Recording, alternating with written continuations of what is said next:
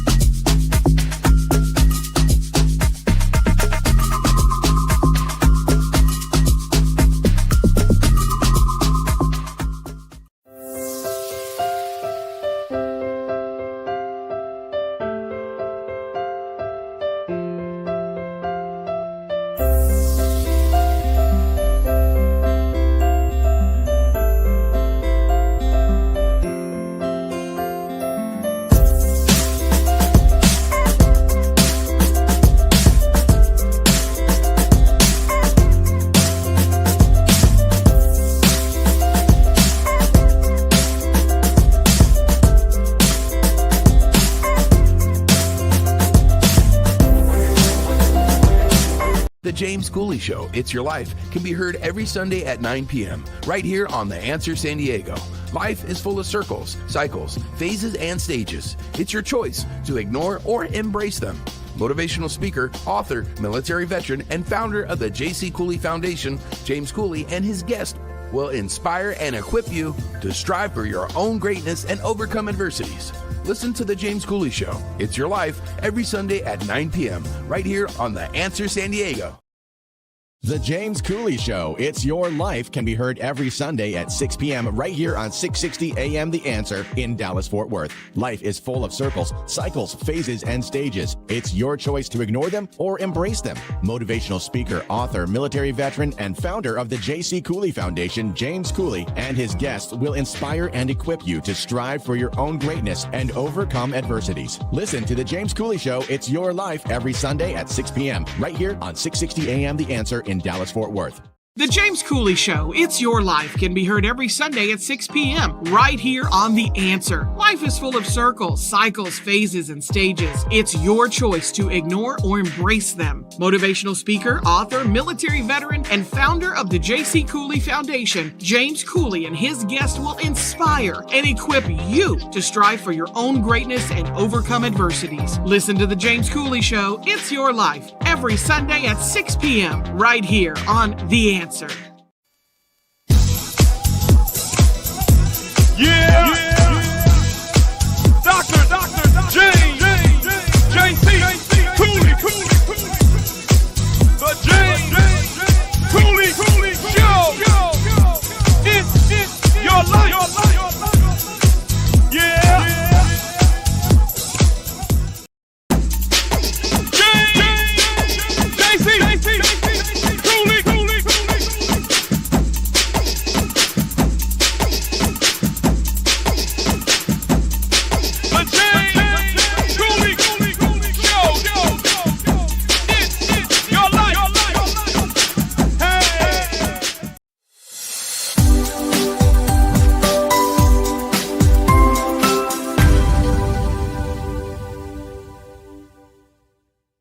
Hello, welcome to the James Cooley Show, It's Your Life. I'm your host, Dr. James J.C. Cooley, and wow,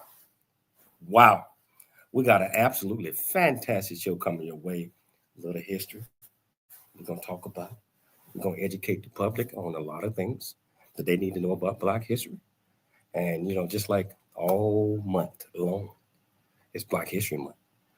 And we are here to incite, educate, enlighten, and bring the world a little bit more closer to Black history and what it means in America and around the world. We got an absolutely fantastic guest coming your way today. I'm not going to give it away because Dr. Cooley would beat me up. She'll give me that look and say, I'm doing her job. How you doing, Dr. Michelle Cooley? How you doing? I'm doing great, James. How are you doing today? Excited about our guest? I am so excited. I am so excited to have this guest on today. We had his sister on a couple of weeks ago, and she said, "Hey, you gotta have my little bruh on the show, even though they twins." You know, so we got him. So I'm excited about the show. I'm excited about the topics that we're going to talk about. I am just excited. So Michelle, can you do the honors by introducing the title of the show, purpose of the show, and introduce this absolutely fantastic guest? Oh, most definitely. So the title of today's show is called Adversity Incites Talent That in More Prosperous Days Would Lay Dormant. So we're having a conversation with James J. Johns II. He's a military veteran and the son of Tuskegee Airman James J. Johns. He's going to discuss what was the genesis, well, basically what's the genesis of the title and what does it really mean? And this is applicable today. So again, James J. Johns II is the son of Lillian Saxon and James J. Johns, who was a Tuskegee Airman. He was born at Clark Air Force Base in the Philippines on December 7th in 1951. His family moved to Colorado in 1958. He attended Stedman Elementary, Smiley Jr. High, and graduated from East High in 1969. He was drafted into military service during the Vietnam War and entered the Airforce in 1971, where he became an aircraft mechanic. After he was honorably discharged, he was hired at United Airlines in 1976 and retired after a 42-year career as an aircraft maintenance technician and union representative. He wears many hats. He loves fishing, singing, golfing, is an experienced craftsman and carpenter, and is known as the Ebony Craftsman. Above all, he loves the Lord and his family deeply. He's been married to his beautiful wife, Zon, for 28 years and is the father to his children, Delisa, Jennifer, Jerron, Kelli, and Ashley. He's a proud grandfather of 8, and he currently resides in Colorado. Please welcome to the show, Mr. James J. Johns II.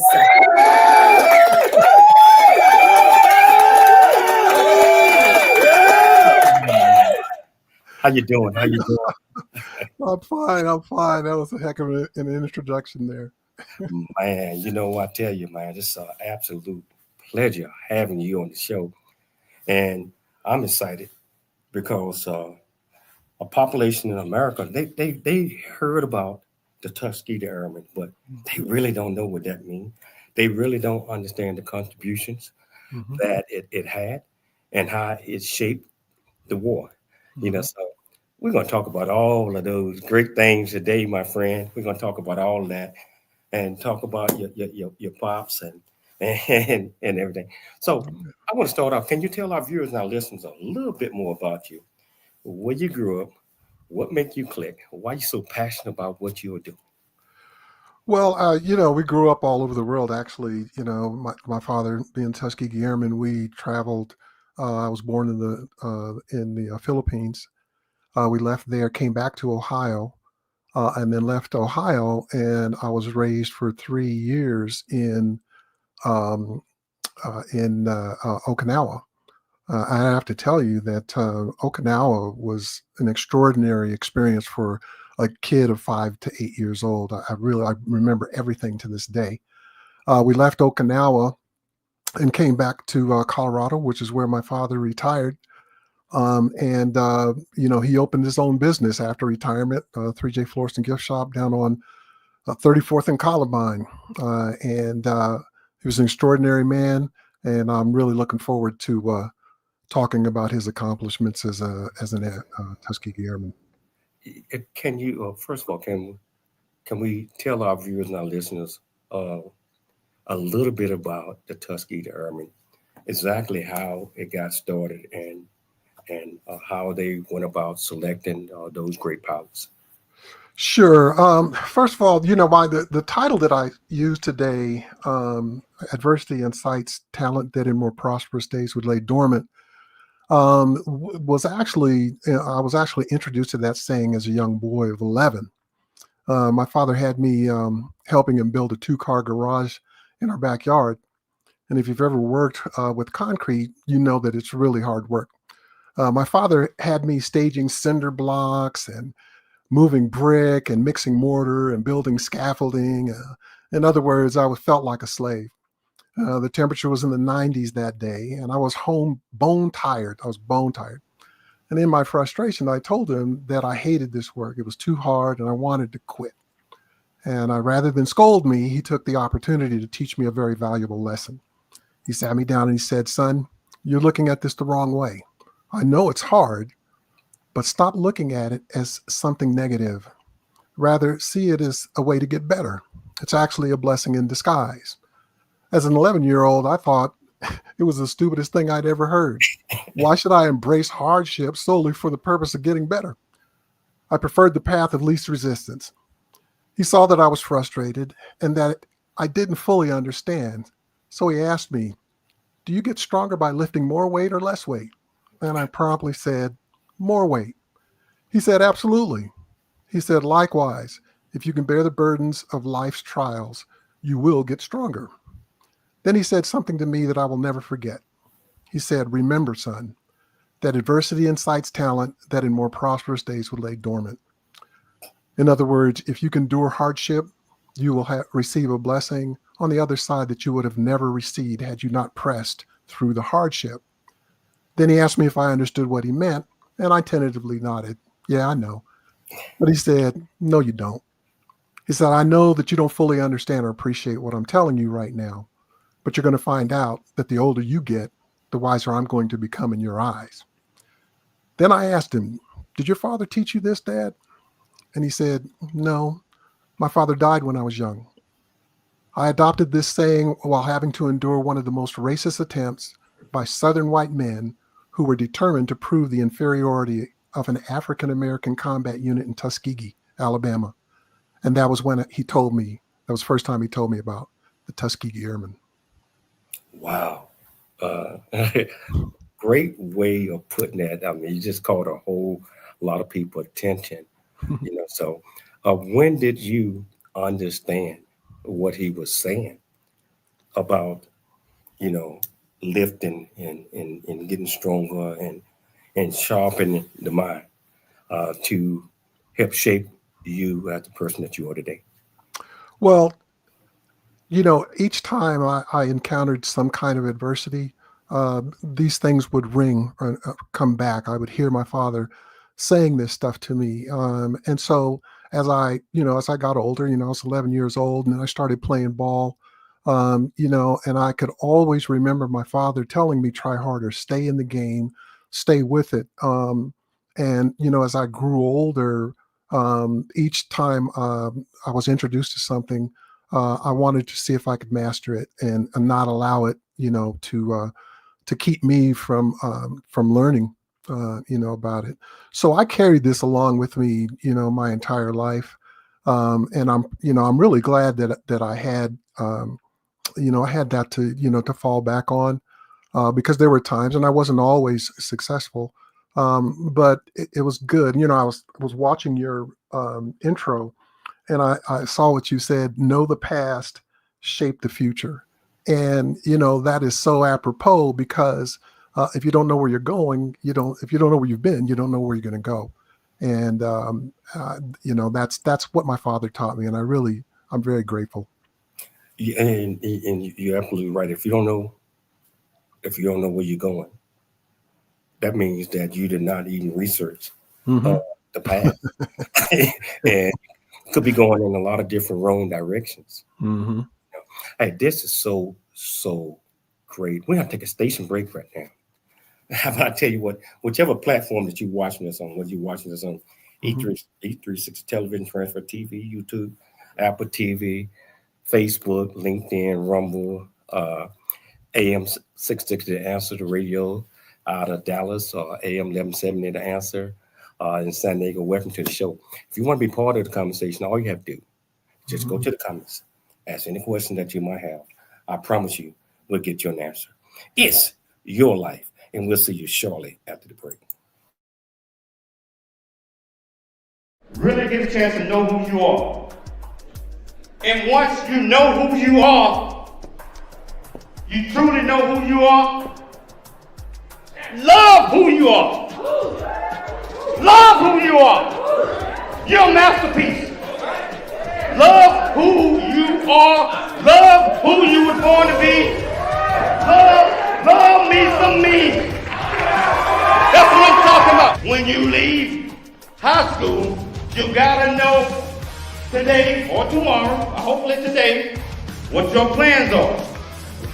Hopefully, there is no bad decision unless there is no plan. Create, collaborate, commit with confidence. Commit with what? Commit with what? In everything that you do. Noah Dingley here, producer of The James Cooley Show, It's Your Life. And the new audio version of James' book, Country Boy, City Boy, A Journey That Ain't Over Yet, is a must-have. James shares his true life story of struggle and success in America. It's both a cautionary tale and a roadmap to achieving the American dream. Get the new audio version of Country Boy, City Boy, A Journey That Ain't Over Yet by James Cooley on Amazon.com or wherever audiobooks are sold.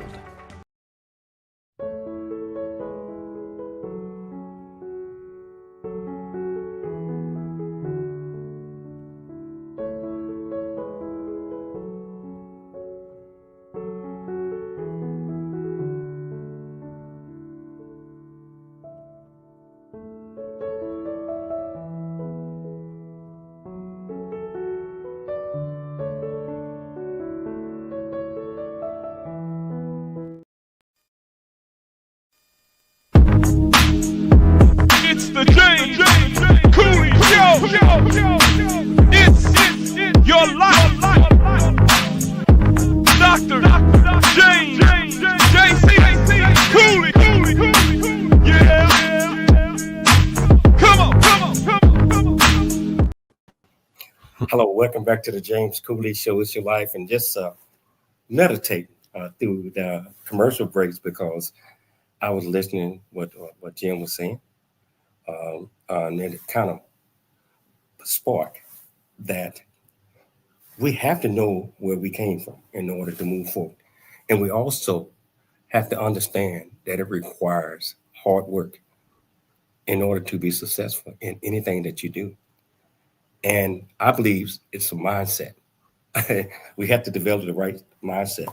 Yep. And as you mentioned, Jim, that your dad told you that the older you become, the more understanding and wiser you would be.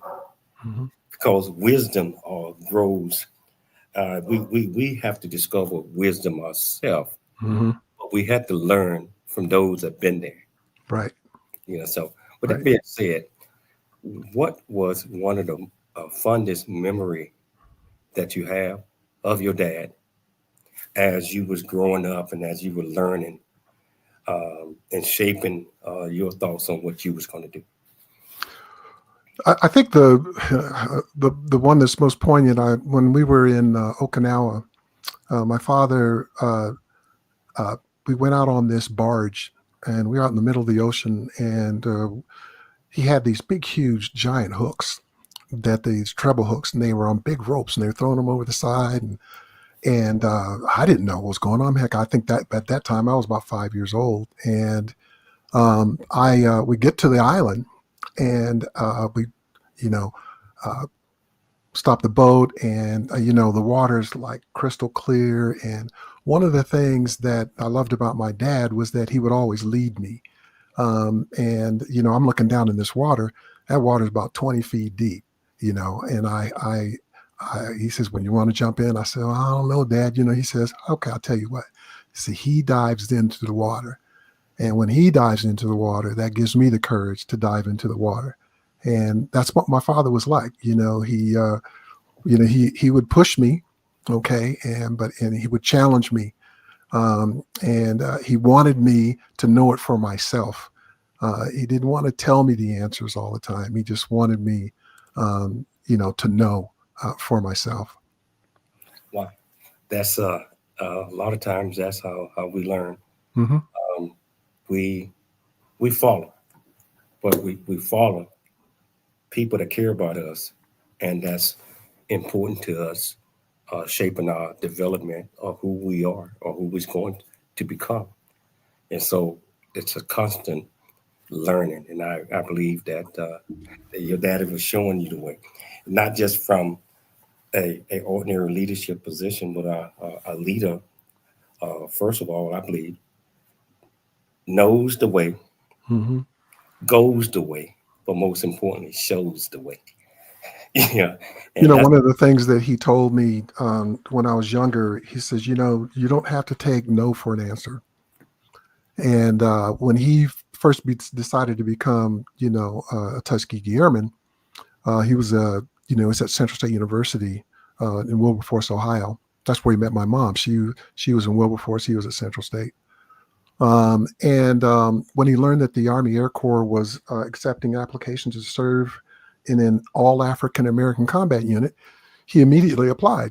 However, even though he exceeded the requirements for consideration, his applications were repeatedly denied. And you have to understand, Franklin Delano Roosevelt was the president at that time in 1941, but it was his wife, Eleanor Roosevelt, who was known for her advocacy of minority rights. Determined to serve in this newly formed unit, my father traveled to Washington, D.C. to personally visit and present his case to Mrs. Roosevelt for becoming a Tuskegee cadet. He arrived unannounced at Mrs. Roosevelt's office and was promptly informed by her secretary that due to her crowded schedule, it would be virtually impossible for him to see Mrs. Roosevelt. Undaunted, my father told the secretary that he was willing to wait as long as it took, and he seated himself at a vantage point where each time Mrs. Roosevelt's door opened, she would be able to see him sitting in the waiting area. It was at the end of 3 days of patient waiting that he was finally granted audience with Mrs. Roosevelt. Once in her office, she shared that each time her door opened, she saw him sitting in the waiting area.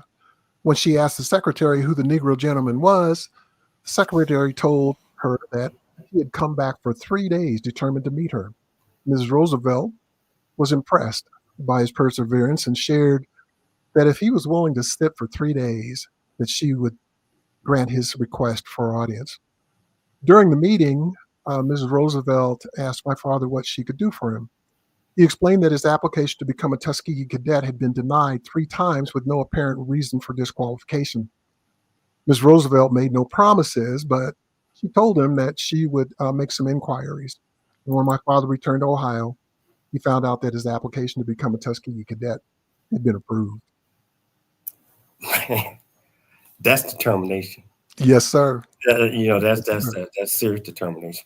I want to talk a little bit about the Tuskegee. I want to show a video that you sent. And on delve off into that. So here we go. Sure.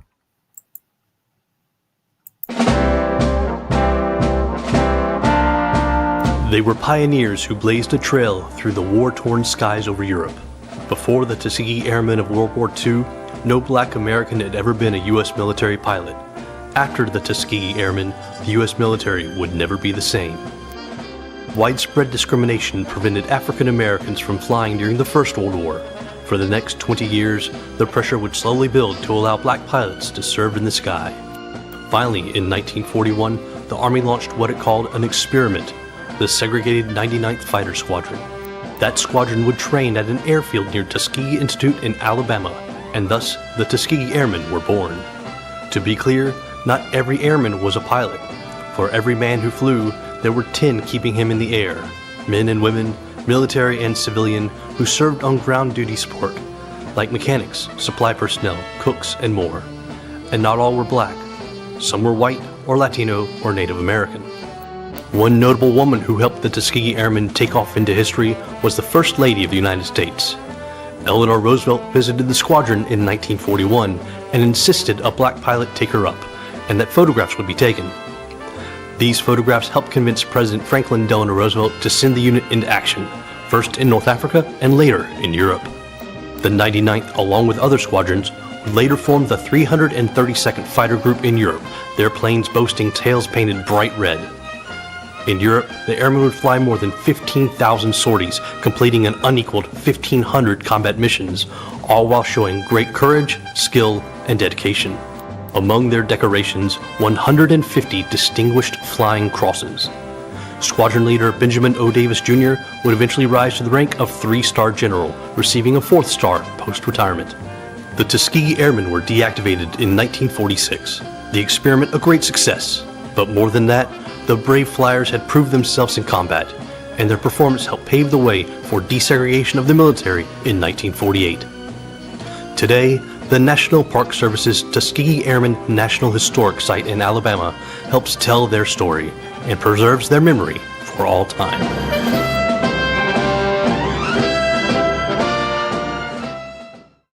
Wow. So, Remarkable. yes, sir.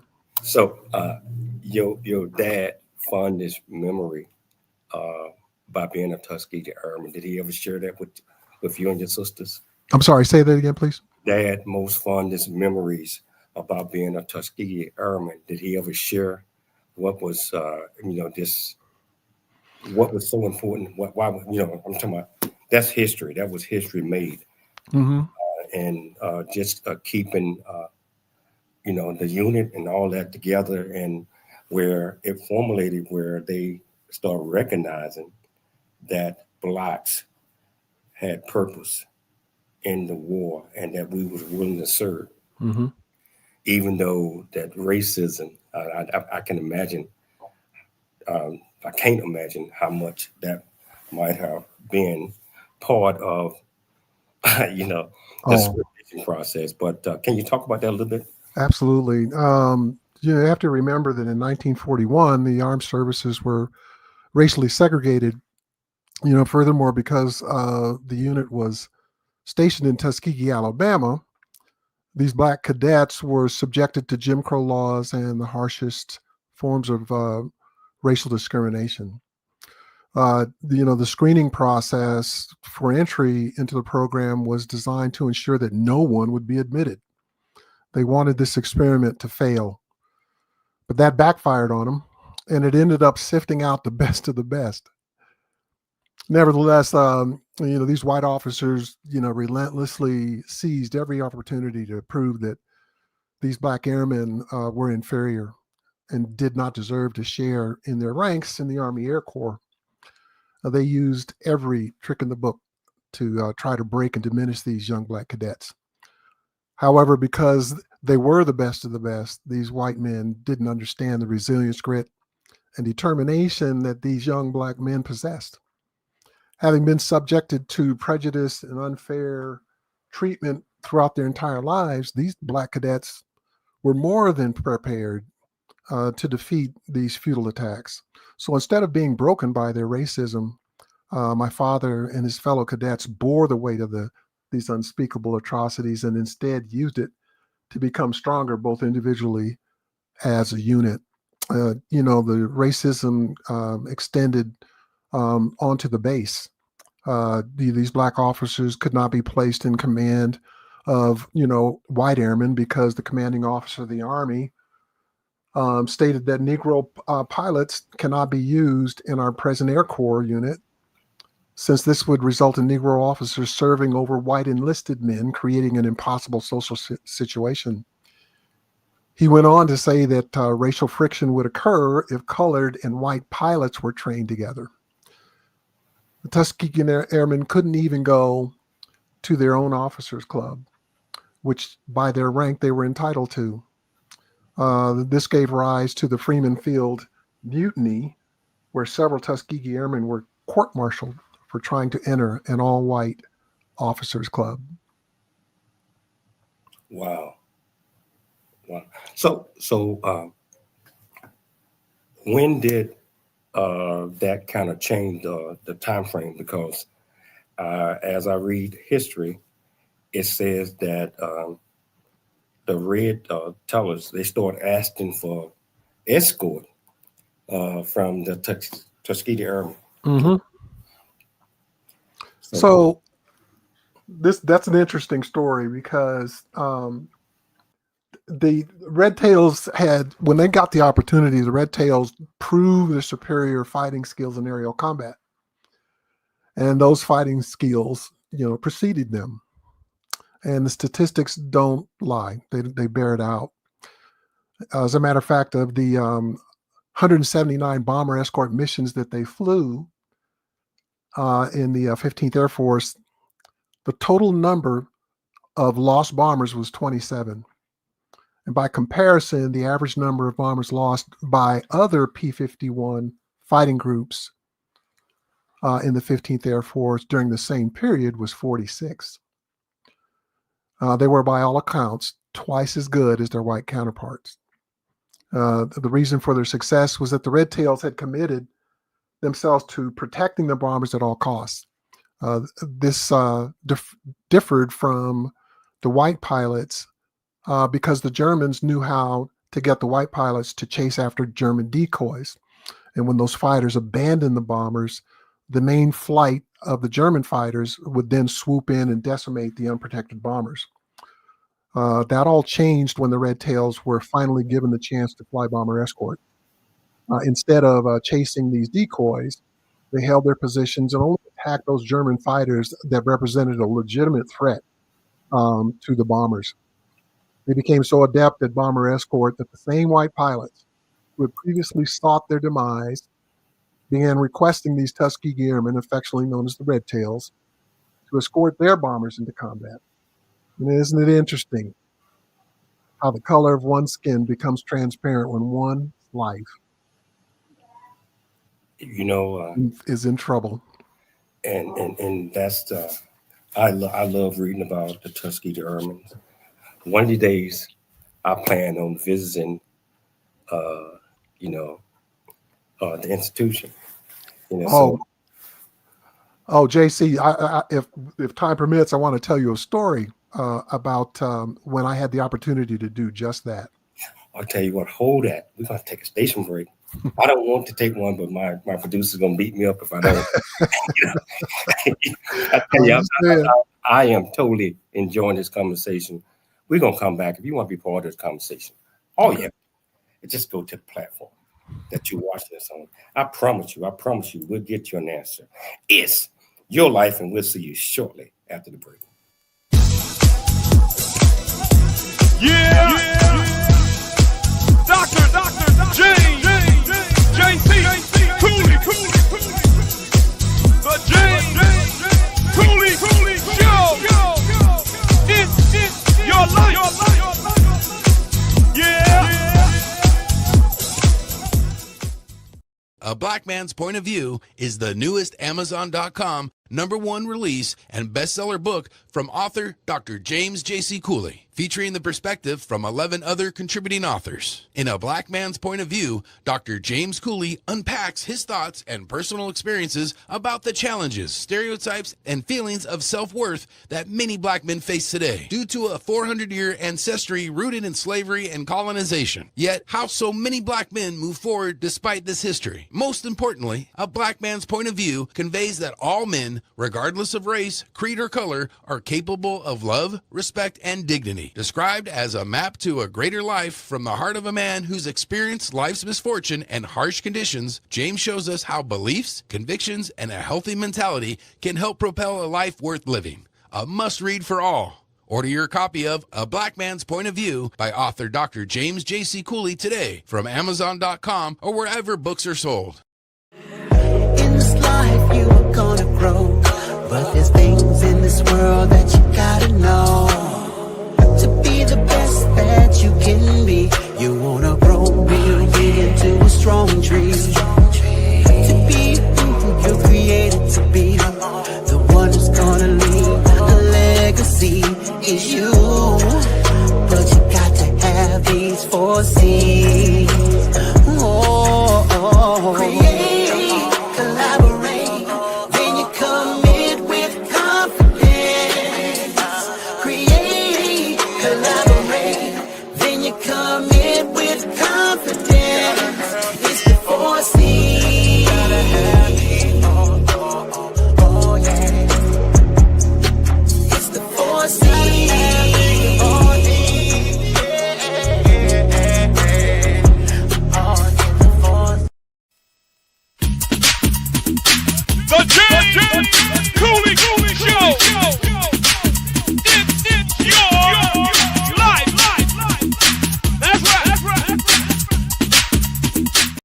Hello, welcome back to the James Cooley Show. It's your life, and I tell you, history is what we're talking about.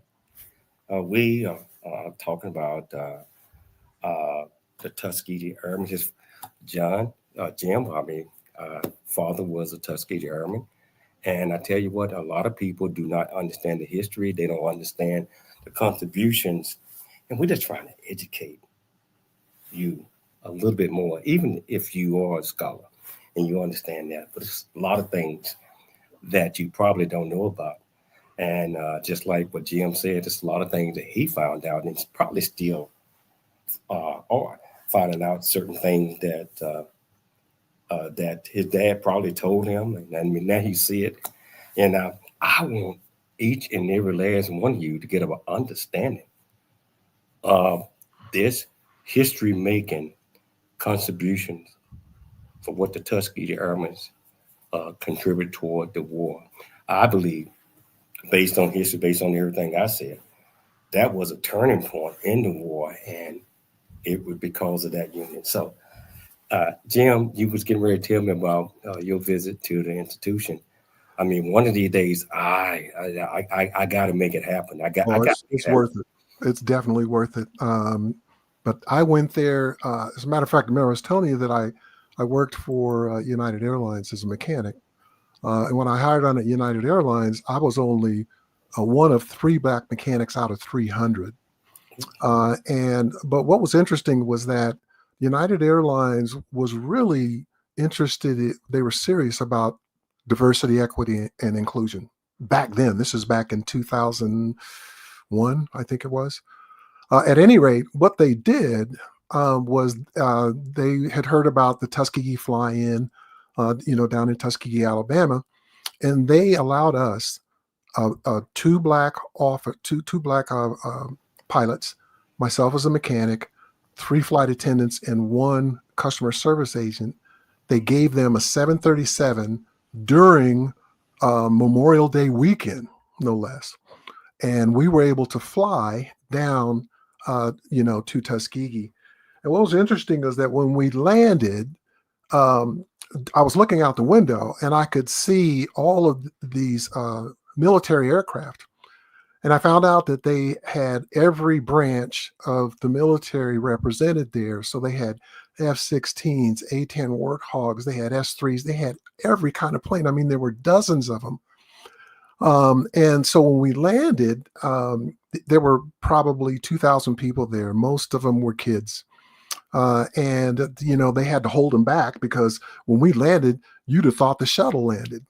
When we got the air stairs up, we were allowing people to come up onto the airplane so that they could see the cockpit, so forth and so on.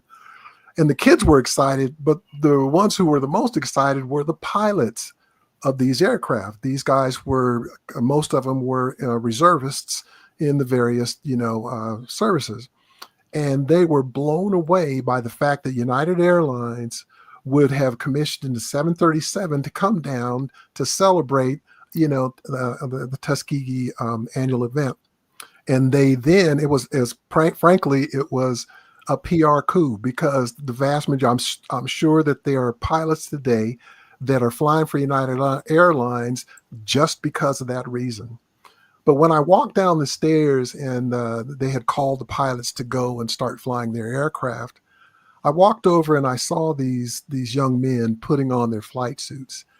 And I started to get choked up, just like I am now, because I realized that they were standing on the shoulders of my dad and the Tuskegee Airmen, that they paved the way. That's why what you had said with respect to know the past, shape the future, had such an impact, because that's what I was seeing at that time. Later that day, one of the Tuskegee Airmen came over and he was talking to me, and he knew my dad. And while he was talking to me, he reaches down, he just leans down and he picks up this big, huge clump of dirt and grass. And he makes the gesture to give it to me. And I look at him kind of strange, it's like, man, what are you trying to do? Give me some dirt. He says, no, it's not dirt. He said, this is hallowed ground. He said, take this with you. And I have that same dirt in my waterfall at my house, to this day.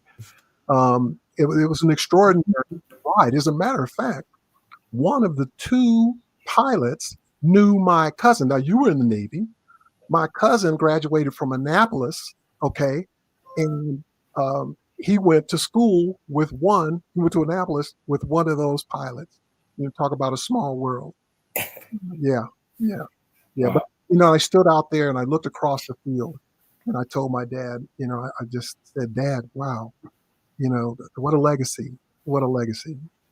It is a legacy, and we got a couple of. I wouldn't call them questions. Tony Rose said, "I read that the first ever Top Gun winner was black, but wasn't publicized." I don't know if you know about that, but then we come back with Marcus saying that's a fact.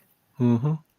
So man, this is I am learning so much, and we got Gabriel. Just said Colonel James Harvey on the first team is alive at 101 years young. Wow. So this is so extraordinary, so extraordinary. I want to turn to something that civil rights. I mean, as we already know, current situation. The current situation is not your final destination. For as what is happening in society today, we're talking about DEI initiative, civil rights initiative, all of those things under the current administration.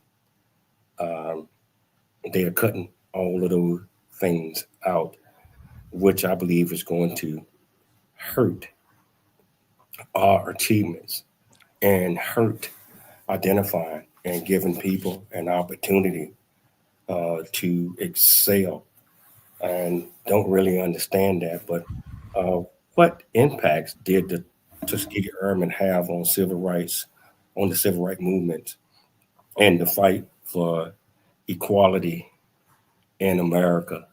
And how can we get that back, to continue with the next generations to come, to have an opportunity to be able to be part of a great society that cares?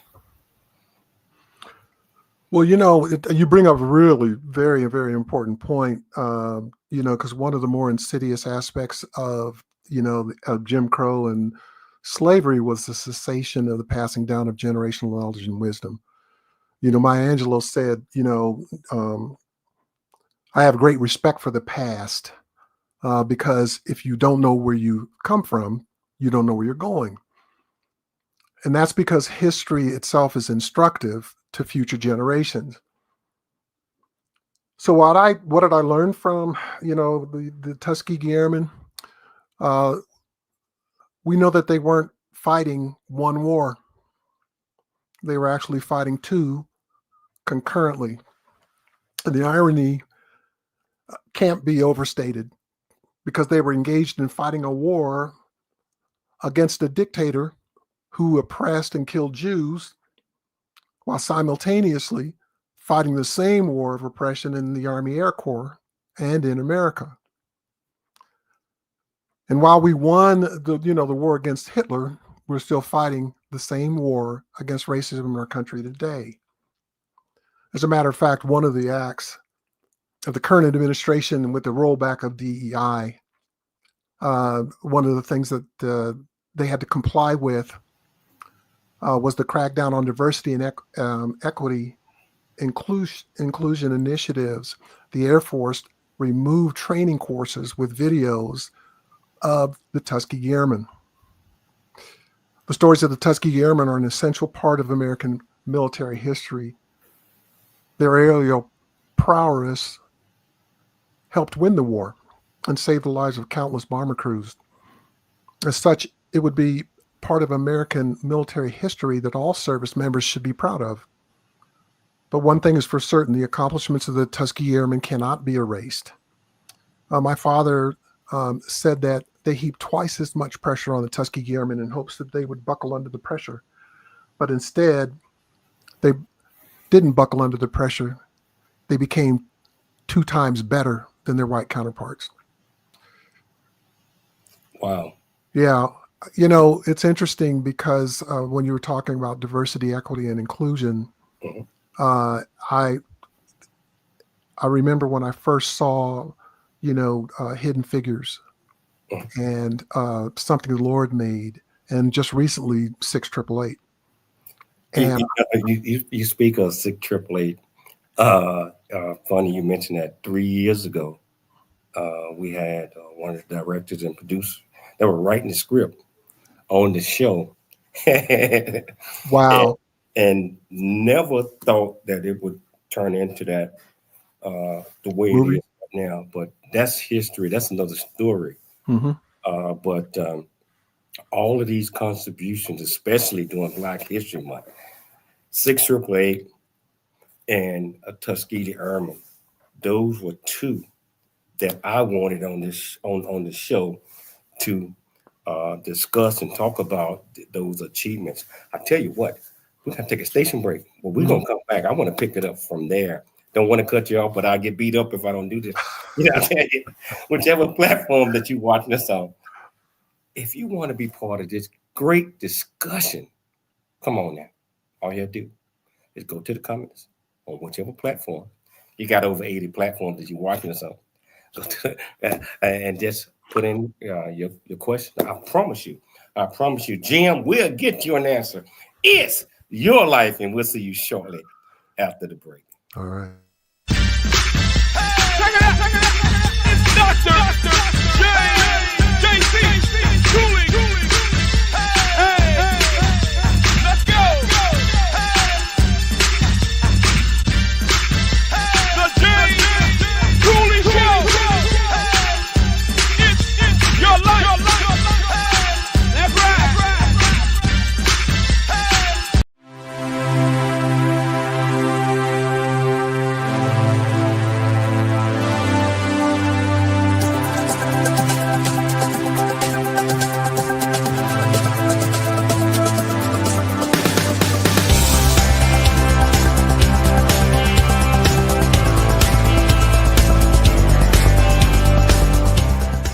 Hello, I'm Dr. James J. Cooley from the United States of America, and I am here to just say, first of all, I'm so happy and honored to be on it, to be in the Coffee Book 2023, Unified Brain Z and the other organizations. Thank you so much for giving me an opportunity to be a part of this collection.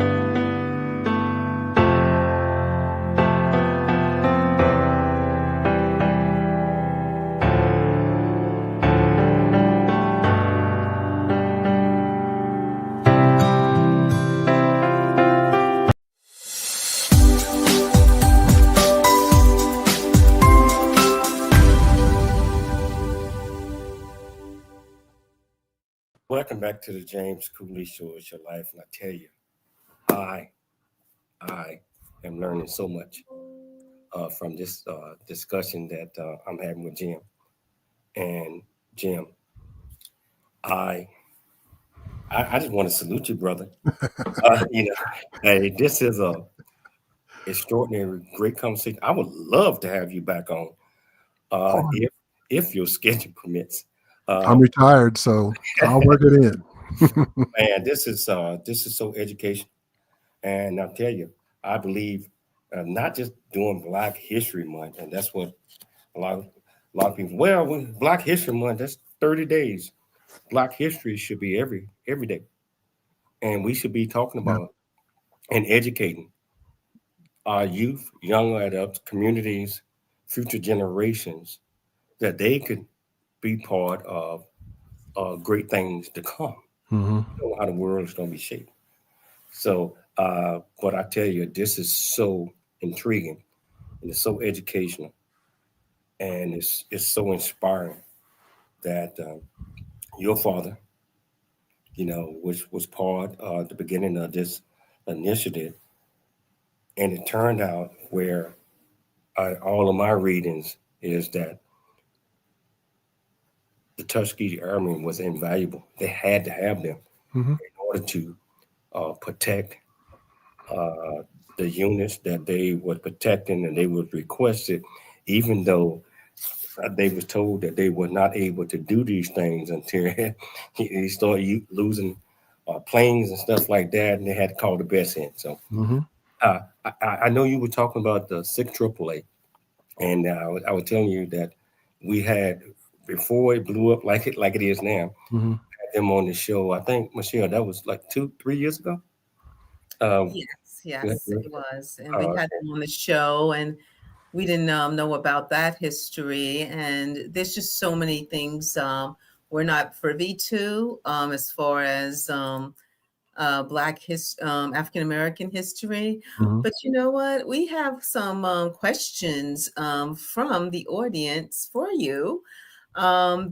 Tony wanted to know, your father being a Tuskegee Airman, did it inspire you to have a career with United Airlines?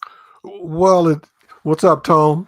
It definitely had an impact because I was around aircraft. When I was younger, I remember my father coming home. There was a hobby store that went out of business, and he bought everything up. And I was probably, 10, 12 years old. I can't remember, but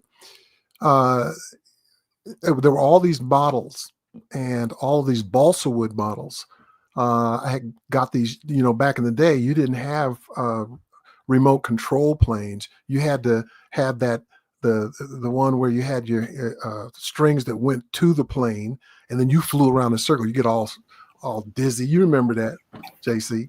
Yeah. So, and I used to tear them up. I mean, I'd break them up, and because I wanted to figure out. I always had a propensity for figuring out how things work. And so I would try to put all the stuff I was breaking back together in these planes that were made out of plastic. And one day I was out in the garage and I was messing around with some McDonald's straws, and I had some matches and stuff. It was a candle, and I put that McDonald's straw in it, and it started dripping hot plastic. And it dawned on me. I said, "Whoa, wait a minute. Let me see if I can weld these two pieces of plastic together with that, with the McDonald's straw." And sure enough, it wasn't pretty, but it was effective. So I learned early on and started, I was always tinkering, because I was around aircraft, I was really intrigued by it. Matter of fact, there's a funny story. When I was 16, both me and my twin sister, my parents came to us and said, "Hey, listen, what do you want to become? It's time for you to figure out what kind of, work you want to do." And I said, and I looked at them and I said, I want to sing, because I was a good singer. Right? And they both looked at me, and both of them in stereo said, "Sing," and it was funny because, it was almost like as if I'd asked them if I wanted to be a pimp or something, right? It was that distasteful to really. And after I dried off from all the cold water they threw on that, he said, "Well, you gotta pay the bills. So I told him, I said, "Well, I really do. I think I'd like to become an aircraft mechanic." So my father told me, he says, "All right, get in your car, go down," because we were literally right up the street, from the United hangar, from Stapleton Airfield. And back in those days, there was no security, none. You could walk right out onto the doggone tarmac if you want. Anyway, I go down there and I go into the hangar, and there were all these old white men. Okay. And this is day shift, so there's all old white men. So I go in and I I trip over a grounding cable, and I thought the world was going to come to an end because I didn't know anything about grounding cables and whatever. And all these white men turned and looked at me. And man, I was nervous. And so this older white man came over. He said, "Son, what can I do for you?" And I said, "Sir, I came down here because my father told me to come down here to find out what it takes in order for you to become an aircraft mechanic." And he puts his arm around my shoulder and he points out to the crowd. He says, "You see all those guys out there?" He said, "Every one of them got their training in the service." Okay. And I wasn't ready to go into the service. I was 16 years old. Well, as fate would have it, I got drafted into the service. And I had the option of being able to go into the Air Force. I took my tests, for aircraft maintenance, aced them, and the rest of it is history. Wow. We got about 4 minutes on the show. And a lot of questions from the audience. Sorry. I get long-winded. We got Gabriel said, "Can you read that, Michelle?" Yes, he said, can you talk about the Tuskegee Airmen tributes in Colorado that we must protect, knowing this will help all the listeners protect their legacy? Absolutely. Now, if this is Gabrielle Martin, this is interesting because I just got a text from a childhood friend of mine that told me that her father, was a Tuskegee Airman. And so that's a very good question. It actually segues with what you had said earlier, know the past, shape the future. And so, we don't have an active, an active unit here in Denver. And since the Tuskegee Airmen have died off, it's kind of fallen on the wayside. I think that, they have all these job fairs, where, these kids are coming, in order to get, jobs and stuff like that. And I think, opening a booth or something like that at some of these job fairs to be able to talk about the Tuskegee Airmen and then leading them to websites. They do have, some groups outside of Colorado. But it would be interesting, for us to resurrect that in order to be able to keep the legacy alive right here in Colorado. Because last time they had one, it was in Colorado Springs. And this is an important question. It's like, what lessons can we learn from the Tuskegee Airmen about overcoming adversity and discrimination? Not giving up. The one thing that they did, that is the common denominator, whether it was the 6888, the Hidden Figures, the Tuskegee Airmen, they didn't give up.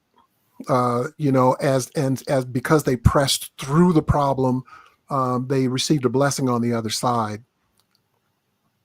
Wow. We're down to 1 minute in the show.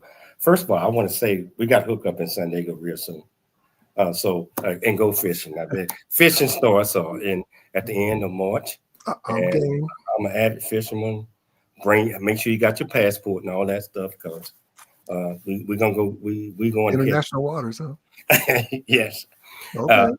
Secondly, I do want to thank you so much for taking the time to come on the show. This was incredible, and you see all the response and all the love. Oh my gosh, you got some supporters. And this is going to go on for the next 2-3 weeks, and you'll see the numbers increase. Wow. So I want to thank you, Aaron. I want to invite you back if you have time. I'd like to thank Dr. Michelle Cooley for putting together another absolutely fantastic show. I'd like to thank your sister Janet for referring you. And she, yes, he lived up to the build-up that you had told us about. I'd like to thank our viewers and listeners for tuning in to the James Cooley Show, It's Your Life, Monday through Friday, 2 p.m. Pacific Standard Time, where we teach you how to dream big, think big, and be big at everything you do. We'll be back tomorrow with another absolutely fantastic guest for Black History Month. It's your life, and we'll see you then.